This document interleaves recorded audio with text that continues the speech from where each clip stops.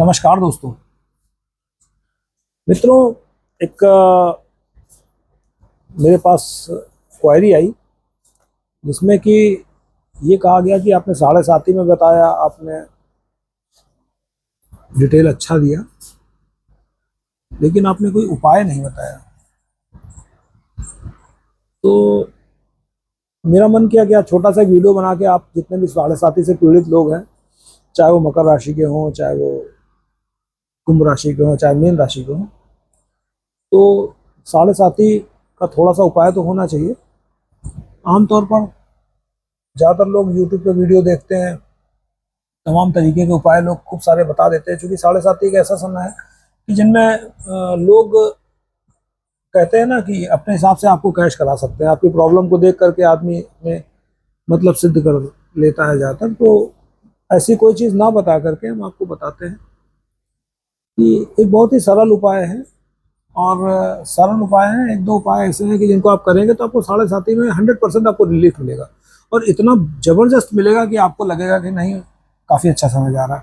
जो चूँकि आपने पहले दिक्कत झेली थी, उस दिक्कतों के आधार पर अगर आप रेमेडी के बाद आप जब उसको जज करेंगे तो आपको लगेगा नहीं, रेमेडी वास्तव में काम कर रही है। तो रेमेडी उपाय ये है आपका कि आमतौर पर लोग 7.5 में क्या करते हैं कि शनि भगवान के मंदिर जाते हैं, दर्शन करते हैं।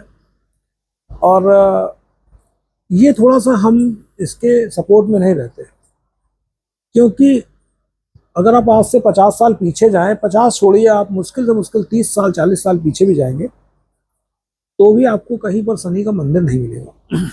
और वो भी खासकर मूर्ति बना हुआ मंदिर तो बिल्कुल नहीं मिलेगा। शनिदेव की मूर्ति बनी है और उसके आप दर्शन करें, ऐसा कहीं नहीं। एक दो मंदिर मुझे पता है, जैसे एक एमपी में था, जो ये चंबल पे है, यहाँ पर एक बहुत प्राचीन मंदिर है।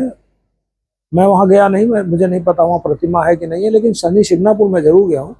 तो वहाँ पर मैंने देखा कि शनि जी की मूर्ति नहीं है, अपितु एक स्तंभ टाइप का है, शनि प्रतीक की तरह है वो, और उस पर तेल चढ़ाया जाता है। पहले तो मैं जब गया था तो वहाँ अपने हाथ से तेल चढ़ाता है। आजकल तो कहीं मैकेनिज्म बन गया है कि वहाँ तेल डालो और कहीं वहीं से आके बह के आता है, चढ़ जाता है, लेकिन कहीं शनि जी का मंदिर नहीं है। आप लोगों ने कभी माइंड किया, इस चीज़ को सोचा कि ऐसा क्यों नहीं है? शास्त्र लिखे हजारों साल हो गए और युग बीत गए, और उसके बाद भी आज तक कभी शनि का मंदिर नहीं था, और एकदम से आने लगे। तो अब देखिए 20-30 सालों में तो इतना शनि मंदिर हो गया कि आप शिव जी के मंदिर में जाएंगे, वहाँ भी शनि जी का मंदिर है। आप हनुमान जी के मंदिर जाएंगे, वहाँ भी शनि जी का मूर्ति बना हुआ है। आप किसी भी मंदिर जाएंगे, शनि जी का मूर्ति बना हुआ है। तो ये एक थोड़ा सा मेरी समझ से थोड़ा सा परे है कि शनिदेव की मूर्ति पूजा थोड़ा सा कहीं ना कहीं वो हमें समझ नहीं आती। बाकी लोगों के अपने अपने पसंद है, हम किसी पे कटाक्ष नहीं करते, लेकिन मेरा ऐसा मानना है कि जब हम शनि की दृष्टियों की बात करते हैं, वो मतलब थोड़ी सी ठीक नहीं मानी जाती हैं। शनि की दृष्टि पीड़ादायक होती है, किसी भी, चाहे 7वीं हो, चाहे चौथी हो, चाहे 10वीं हो। तो ऐसी स्थिति में जब हम लोग शनि के सामने जाकर, मूर्ति के सामने खड़े होकर कोई चीज़ मांगेंगे, तो कायदे से अगर मूर्ति में प्राण प्रतिष्ठा दी गई है, माना गया है, तो आप उसको शनिदेव होने से इनकार नहीं कर सकते। उस मूर्ति में शनिदेव की शक्तियाँ विराजित हैं, आप उससे मना नहीं कर सकते। तो अगर ऐसी स्थिति में आप कल्पना करके देखिएगा, आप शनिदेव के ठीक सामने खड़े होकर उनसे कुछ मांग रहे हैं, तो वो दृष्टि से आपको देखेंगे, या आप उनको देख रहे हैं, बार बार कह रहे हैं देखो देखो देखो, और वो देख रहे हैं, तो आपको फायदा होगा कि नुकसान होगा, ये आपको समझिए। तो हम आपसे सिर्फ यही निवेदन करेंगे कि जितने भी 7.5 के लोग हैं, बाकी अगर आपकी मर्जी है तो आप जाओ, मुझे मना नहीं है। मेरी अपनी राय है कि जो 7.5 से पीड़ित लोग हैं, वो शनिदेव के मंदिर ना जा करके, उनके मूर्ति के सामने ना जा करके, पीपल के वृक्ष पे जाकर दिया जलाएं। और उससे भी ज़्यादा इम्पोर्टेंट है कि पीपल के वृक्ष को जल से सींचें, मतलब डेली जो है पीपल के जड़ पे जल डालें। और ये बहुत ही कारगर उपाय है 7.5 में रिलीफ का। और वहीं पर खड़े होकर आप, या बैठ कर करके आप हनुमान चालीसा का पाठ करें। आप यकीन मानिए, जो लोग भी शनिदेव के मंदिर जाते हैं, जो वहाँ पर दीपक जलाते हैं, या वहाँ शनिदेव की मूर्ति के ऊपर तेल चढ़ाते हैं, आप यकीन मानिए, मेरा कहना मानेंगे, आप एक बार आजमा के देखिएगा। ये 43 डेज आप ये करके देखिए, आप उसके वनस्पति इसके लाभ को आप कंपैरिजन करके देखिएगा, आपको पता चल जाएगा कि लाभ किसमें ज्यादा है। वो बोलते हैं ना, prevention is better than cure. तो हमारे यहाँ क्या होता है, इंडिया में, भारत में, क्योर पे ज्यादा ध्यान देते हैं, प्रिवेंशन पे नहीं देते। तो हम उसको, ये भी एक अपने में विषय है बहुत बड़ा कि क्योर पे ध्यान देना है, प्रिवेंशन पे नहीं देते हैं। यही कमी हमारे देश की है, हमारे देश के लोगों की है कि अब आप समझिए ना कि छोटा सा उदाहरण देते हैं कि शादी करता है एक व्यक्ति, शादी करने जाता है तो वो मादक पदार्थों में, जैसे शराब है या डांस करते समय पैसे का न्यौछावर है, अंधाधुंध कर देगा, उसको बिल्कुल भी काउंट नहीं करेगा कि हमारे इतने पैसे खर्च हुए। लेकिन उसी समय अगर कोई पंडित जी पूजा करा रहे हैं, जो मंत्रोच्चारण कर रहे हैं, 7 फेरे करवा रहे हैं, जो पूरी पूजा करा रहे हैं, शादी का विवाह संपन्न करा रहे हैं, अगर उन्होंने कहीं गलती से थोड़े पैसे ज्यादा मांग ले, पंडित जी आप तो बहुत ज्यादा मांग रहे हैं, तो वो कहते हैं ना कि 5 करोड़ का मकान खरीदा तो उसमें कोई दिक्कत नहीं है, लेकिन अगर 2 लाख रुपए वास्तु शास्त्री को दे देते पहले तो उसमें बड़ी दिक्कत है। और बाद में उसी मकान के 5 करोड़ के मकान को तोड़ तोड़ के बनवाने में 50 लाख रुपए और लगा देंगे, वो चलेगा। तो क्योर पे ज्यादा ध्यान देते हैं, प्रिवेंशन पे नहीं देते। तो खैर, ये हमारा विषय नहीं है, ये तो सबकी अपनी अपनी चॉइस है, कोई किसको कैसे करता है। हाँ, अगर आप नहीं देना चाहते तो फिर आप मकान बनाने के बाद भी मत बुलाइए किसी वास्तु शास्त्री को। आप कहते हैं सब सही है तो सही है, फिर आप जब मकान में उल्टे फल पाते हैं तो आप वास्तु शास्त्री को पकड़ के लाते हैं, आप कहते हैं भैया चलिए, फिर उसमें आप फीस को कंसीडर करते हैं, उसमें भी कहीं ना कहीं आप कंजूसी करते हैं।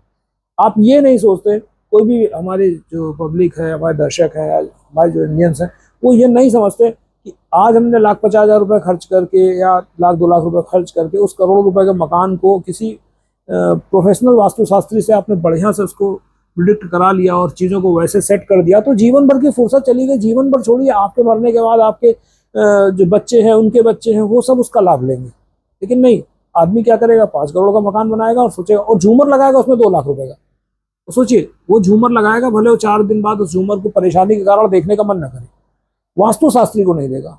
तो खैर, क्योर की बात है, मेरे हिसाब से क्योर पे नहीं जाना चाहिए, प्रिवेंशन पहले देखनी चाहिए। तो ये चीज़ कर लीजिए।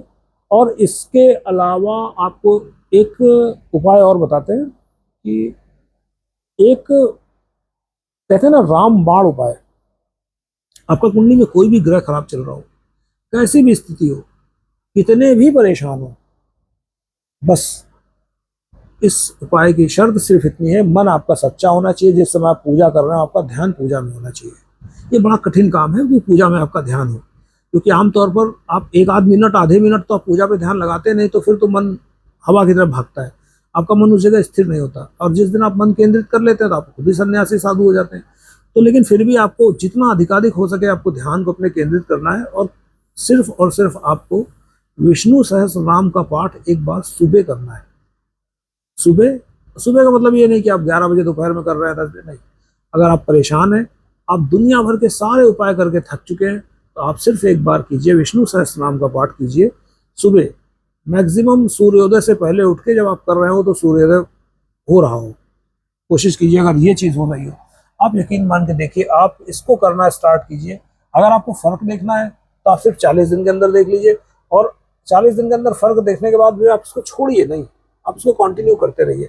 ये मेरे हिसाब से मेरा आजमाया हुआ एक उपाय है, और ये इतना ज़्यादा कारगर है कि जब सारे रास्ते बंद हो जाते हैं, तब श्री हरि वो कहते हैं ना कि गरुड़ छोड़ भागे ना देरी करी थी, तो फिर वो गरुड़ छोड़ के ही भाग के आते हैं फिर हेल्प करने के लिए। आप उनको दिल से याद करके देखिए। और ये उपाय इतना है, इतना कारगर है कि सारे उपाय, एक तरफ कोई भी ग्रह हो, साढ़े साथी हो, इवन कहते हैं ना कि कितनी भी कठिन स्थिति हो। अब जैसे आपने बोला कि मेरी मार्केश की स्थिति लगी हुई है, तो आपको हम बताएं कि ऐसा नहीं कि जब मृत्यु आई है तो उसको टल जाएगी, नहीं, लेकिन आपके तरीके हैं या मृत्यु तुल्य जो कष्ट है वो इतने ज़्यादा आसान हो जाएंगे कि आपको सहने की इतनी ज़्यादा क्षमता ईश्वर दे देंगे कि आपको पता ही नहीं चलेगा कष्ट कब आए कब चले गए। मतलब एक होता है जिसकी, देखिए, जिसकी आनी है वो तो आएगी जाएगी, वो तो इंसान जाएगा, वो तो विधि का विधान है।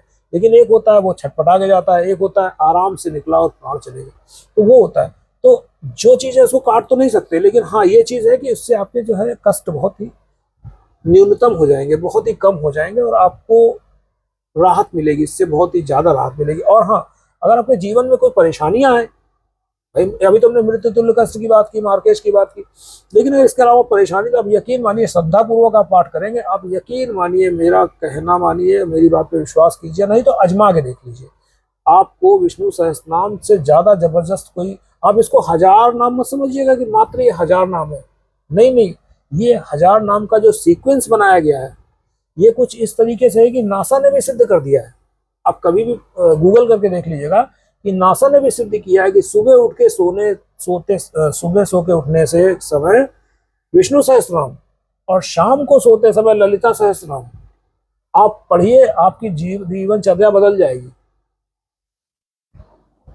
आप इसको चाहे तो गूगल करके देख सकते हैं, नासा ने भी इस पर शोध किया, उन्होंने खुद एक्सेप्ट किया इस बात को कि नहीं, सुबह उठ के अगर आपने विष्णु सहस्त्रनाम का पाठ किया तो आपकी जो दिन भर की जो एनर्जी उस समय जो गेन होगी, वो दिन भर आपके साथ चलेगी, आपका दिन ही बदल जाएगा, आपका माइंडसेट बदल जाएगा, आपका डिसीजन लेने की क्षमताएं बदल जाएंगी। भाई आप कोई भी उपाय करते हैं तो ऐसा थोड़ा है कि ऊपर से भगवान आके एकदम से आपके लिए खुद सारे काम करने लगते हैं, नहीं नहीं, आपका माइंड इतना अच्छा काम करने लगता है कि उसी माइंड से आप इतने शार्प डिसीजन लेते हैं, बारीक कमियों को पकड़ते हैं, बारीकियों को पकड़ते हैं, और इतने शार्प डिसीजन लेते हैं कि फिर वो आपके फेवर में होने लगती हैं सारी चीजें उस डिसीजन के आधार पर। सेम इसी तरीके से मंत्र भी काम करते हैं।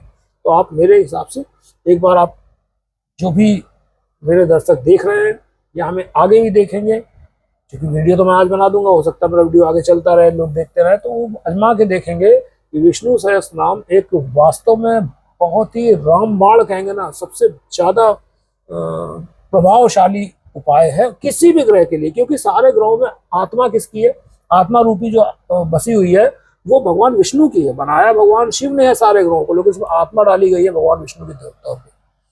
तो आप ये मान के चलिए, कोई ग्रह ना भगवान शिव से ऊपर है ना भगवान विष्णु से ऊपर है। आप ये मान के चलिए सारे ग्रह वहां जाके खत्म हो जाते हैं जहां पर भगवान के आप शरण में चले जाते हैं, सारे ग्रहों का पाप प्रभाव खत्म हो जाता है।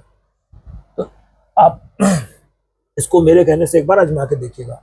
तो मित्रों, ये तो आज का हमारा वीडियो, मिलते हैं कल एक नई जानकारी के साथ में, तब तक के लिए नमस्कार।